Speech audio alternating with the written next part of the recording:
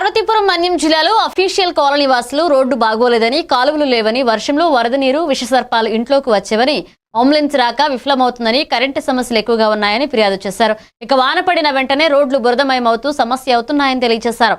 సమస్యలపై ప్రభుత్వం నాయకులు అలాగే పట్టించుకోవడం లేదని కలెక్టర్కి కార్యాలయానికి వినతి పత్రం సమర్పించారు.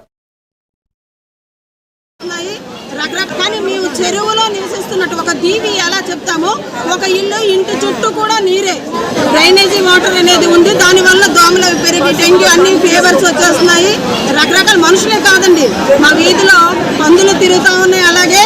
అలాగే జంతువులు అంటే ఆవుల్ని, గేదెల్ని అన్నింటినీ కూడా కుక్కలు చాలా విపరీతంగా ఉన్నాయి. అన్ని రకాల జంతువులతో మేము సహవాసం చేస్తాం. కాబట్టి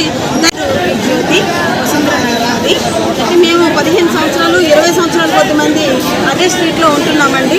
ఈనాటికి కూడా మాకు సరైన రోడ్లు, మా ఇంటి వరకు వెళ్ళి నడిచొచ్చే రోడ్లు కానీ, లేదంటే డ్రైనేజీ కానీ ఇప్పటి వరకు ఎలాంటిది క్లియర్ చేసేది లేదు. మాకు దగ్గరలోనే సురేష్ స్కూల్ ఉంది. మా వీధి పిల్లలందరూ కూడా ఆ సురేష్ స్కూల్లోనే చదువుతున్నారు. మేము మా పిల్లలు కూడా అక్కడి వరకు వచ్చాము. మా పిల్లలు చదువుకొని ఈరోజు పీజీ చదువుతున్నారు. కానీ ఈనాటికి కూడా మా వీధిలో రోడ్లు అనేవి లేవు. ఆనాటి నుంచి ఈనాటి వరకు కూడా వసుంధర నగర వాసి పిల్లలందరూ కూడా సురేష్ స్కూల్లోనే చదువుతున్నారు. అలాగే మా వీధిలో క్లర్క్ దగ్గర నుంచి కలెక్టర్ వరకు, ప్రశాంత్ కుమార్ గారు కూడా మా వీధేను. క్లర్క్ నుండి కలెక్టర్ వరకు కూడా అందరూ మా స్ట్రీట్లో ఉన్నారు. అనేక మంది ఎంప్లాయీస్ నివసిస్తూ ఉన్నాము. ఎక్కడికక్కడే వాటర్ చెరువుల్లో నిండిపోతుంది. ఎక్కడ డ్రైనేజ్ సిస్టమ్ అనేది లేదు.